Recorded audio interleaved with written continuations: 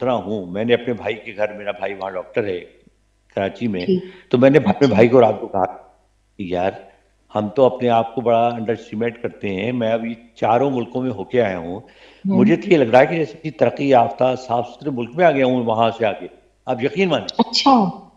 یعنی ان 3 ملکوں کے مقابلے میں جس میں انڈیا بھی شامل ہے یہ حالت ہوا کرتی تھی. آج ہوں. انڈیا نے 10 12 15 سال میں اپنے آپ کو آدھے زیادہ بدل کے بہت رکھ دیا.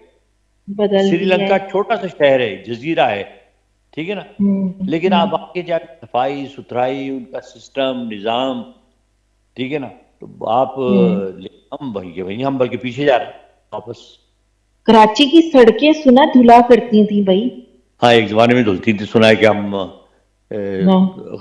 میں اس زمانے میں ہم بھی چھوٹے ہوا پرانی کرتے تھے. بات ہے. ہاں کہ ہاں بالکل. دھلتی تھی تو مطلب کہ ہم نے ترقی تو نہیں کی، ہم نے کسی بھی معاملے میں بھی نہیں کی ہے. ہم نے اخلاقیات میں بھی نہیں کی ہے اور ہم نے پڑھنے میں بھی نہیں کی ہے.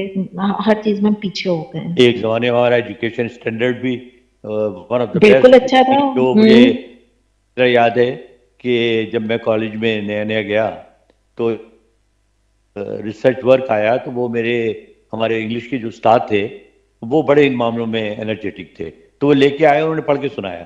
اس میں تھا کہ پاکستان جو ایشیا کے ممالک ہیں ان میں جس طریقے سے رفتار سے ترقی کر رہا ہے اکانومی وائز، اور ویسے آپ یہ دیکھیے ایشیا میں 6ٹھا نمبر اس زمانے میں تھا، جبکہ اس زمانے میں جاپان اور یہ بڑی تیزی سے ترقی کر رہے تھے، جاپان، ملائیشیا، سنگاپور، لیکن ہمارا 6ٹھا نمبر تھا.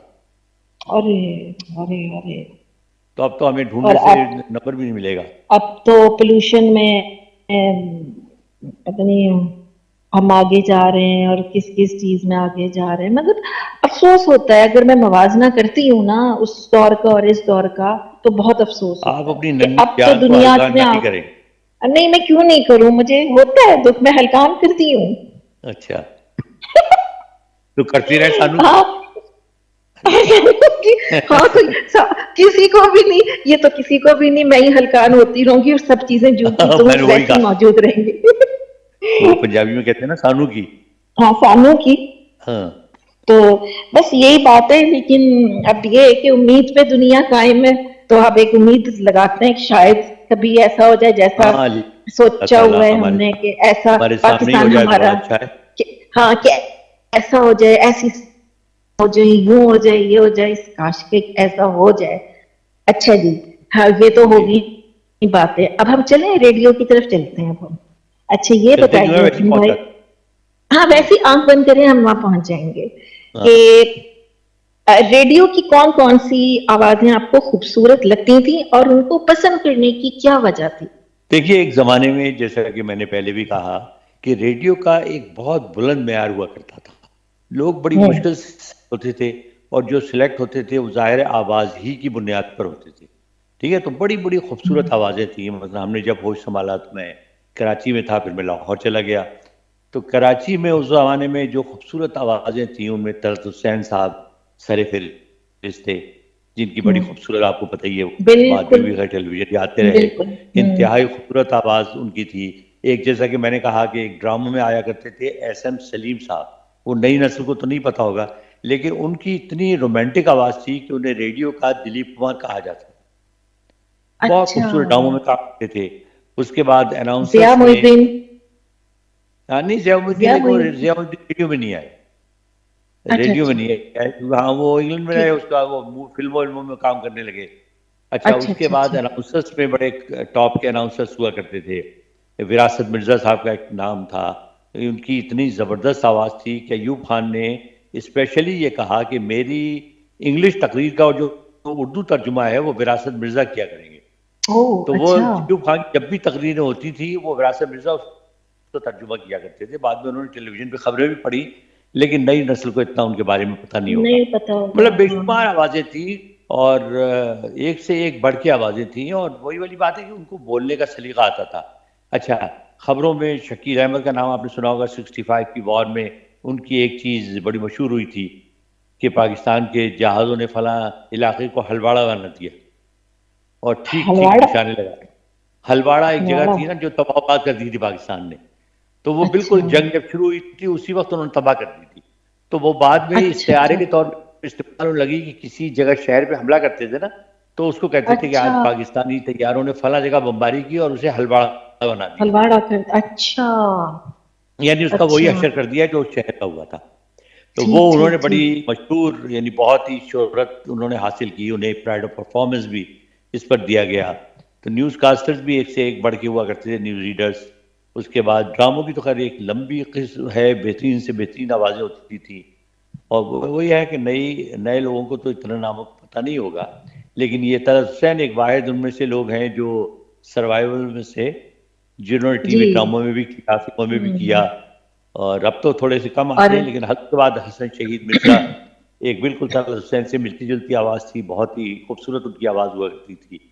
وہ تھے. پھر محمود احمد خان مودی تھے ایک زمانے میں، پھر امیر احمد خان تھے. مطلب ایک لمبی لسٹ ہے، تو اگر میں سنانے آؤں تو میرا خیال ہے پورا پروگرام آوازیں سنانے میں ہی لگ جائے گا. مطلب کہ ایک ریڈیو کا ایسا نشہ اور مطلب اتنی پاور تھی کہ ایوب خان تک سنا کرتے تھے اور بڑے بڑے جو بھی تھے. بھائی اس زمانے دیکھیں جی، کیونکہ ٹی وی تو تھا ہی نہیں ایک زمانے تک. ہوں 65 ٹی وی تو 65 سے انٹروڈیوس ہوا ہے نا، تو ریڈیو ہی چھایا ہوں ہوا تھا. اور ریڈیو کا تو یہ تھا کہ ہر گھر میں ریڈیو ہوتا تھا، اور ناشتے کے وقت ریڈیو بج رہا ہے، ٹھیک ہے، رات کو ڈرامے سنے جا رہے ہیں تو ریڈیو پہ سنے جا رہے ہیں، دوپہر کو گانے آ رہے ہیں تو ریڈیو پہ سنے جا رہے ہیں، خبروں کے لیے ریڈیو استعمال ہو رہا ہے. تو ظاہر ہے ریڈیو کی بڑی اہمیت تھی، اور بہت اسی لیے لوگ بہت محنت کرتے تھے کہ اسٹینڈرڈ کو برقرار رکھا جائے. اور سب آپ لوگ ایک ان کے گھروں کی فیملی بن چکے ہوں گے. جی ہاں بالکل. ظاہر ہے وہ ایک دیکھیں ایک نفسیاتی بات ہے. جب آپ مطلب ٹی وی پہ اگر آپ کسی آدمی کو ریگولرلی دیکھ رہے ہیں تو آپ کو ایک ہوں اپنائی ایسی محسوس ہونے لگتی ہے جیسے میں تو اس کو جانتا ہوں پہلے سے. اسی طرح ہوں آواز سے ایک آپ کی انسیت ہو جاتی ہے، آپ کو لگتا ہے یہ تو جانی پہچانی آواز ہے، یہ تو میں پہلے بھی سنتا آیا ہوں.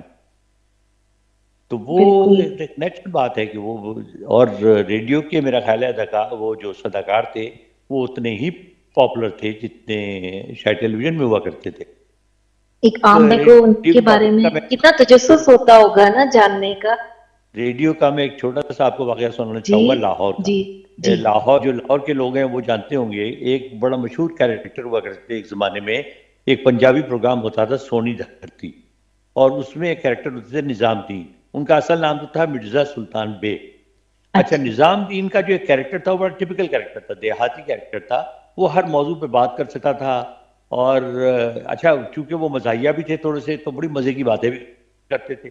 ان کی پاپولیرٹی کا یہ عالم تھا کہ ایک مرتبہ یہ ہوا کہ میں تو چونکہ نئے نئے آیا تھا تو جی مجھے ریڈیو والوں نے کہا کہ بھائی فیصل آباد میں ایک فنکشن ہے جشن فیصل آباد کا، تو ہوں وہاں پر تو میں اناؤنسمنٹ تم نے کرنی ہے، اور تمہارے ساتھ یہاں پر گیسٹ جائیں گے مرزا سلطان بے. ہوں میں نے کہا ٹھیک ہے. اچھا جی ہم وہاں چلے گئے. اب میں تو چونکہ اسٹیج بہت پنڈال جو تھا بھرا ہوا جناب، لوگ ہی لوگ نظر آ رہے تھے. اچھا میں نے اناؤنسمنٹ شروع کی، جب میں نے مرزا سلطان بیگ کا نام لیا کہ جی ہمارے سے جو گیسٹ ہیں ان میں اور بھی سنگر، اتنا ایک تو شور کانپوری آواز ہی سنائی دی، اتنا لوگوں نے شور مچایا. اس کے بعد کیا ہوا جب میں اناؤنسمنٹ کرنے کے لیے آؤں لوگ نعرہ لگانا شروع کر دیں، ہوں نظام الدین نظام الدین نظام الدین. اچھا وہ جناب اچھا لوگوں کو پاگل کر دیا. جب نظام الدین صاحب اسٹیج پہ آئے ہیں، آپ یہ دیکھیے کوئی 4-5 ہزار کا مجمع، میرا خیال ہے او انہوں نے کوئی ہوئے 10-15 منٹ تو انہوں نے تالیاں بجائی ہیں. اور اس کے اچھا بعد ان کو بڑی مشکل سے ہم نے نکالا وہاں سے، کیونکہ لوگوں نے چھوڑ ہی نہیں رہتے. کوئی کہہ رہا تھا جی آٹوگراف دے دیں، کوئی کہہ رہا تھا جی مجھ سے ہاتھ ملا لیں، کیونکہ زمانے میں تصویروں کا تو اتنا رواج تھا نہیں، کیمرے ہوتے تھے وہ بھی بالکل بہت کم. تو بالکل مرزا سلطان بے کی مقبولیت دیکھ کے مجھے اندازہ ہوا کہ دیکھیں ریڈیو پہ میرا خیال ہے کہ کسی اداکار سے کم مقبولیت نہیں تھی ان کی. بالکل. اور اداکاروں کی سوچیں کہ کیا ہوگی. بس اب وہ اصل میں دیکھیے کتنے وہ زمانہ بڑا ٹھہراؤ والا زمانہ تھا، جو اور تفریحات اور شغل کم ہوا اس کرتے میں تھے. بالکل. ہاں آپ کی ساری توجہ انہی اور چیزوں میں ہوا کرتی تھی. انہیں تو اچھا اچھا اور اسی نام بھی بڑے گنے چنے ہوتے تھے، مطلب فلموں میں بھی آپ دیکھ لیں آپ کو 4-5-6 نام ہی بڑے بڑے یاد آئیں گے. ریڈیو میں بھی آپ کو بالکل چند ہی نام تھے، ٹی وی پہ بھی چند ہی نام تھے. اب آج کل تو بھرمار ہے نا. مثلا اگر آپ سے میں پوچھنے ہمار بیٹھ جاؤں کہ اچھا جی آپ مجھے بتائیے کہ جی وہ فلاں ڈرامہ آیا تھا اس میں کون اداکار تھے، اگر کوئی نہیں مجھے بہت نہیں نام پاپولر، پتا. ہاں بہت ہاں نہیں پاپولر پتا ڈرامہ ہوگا تو شاید آپ کو ایک آدھ نام اداکار کا نام پتا ہوگا. وہ زمانہ ایسا تھا کہ آپ کو ریڈیو کے ڈراموں کے بھی اداکاروں کے نام ازبر یاد ہوا کرتے تھے. بالکل اچھا، اب مجھے تو 40% اداکاروں کے نام نہیں پتا کہ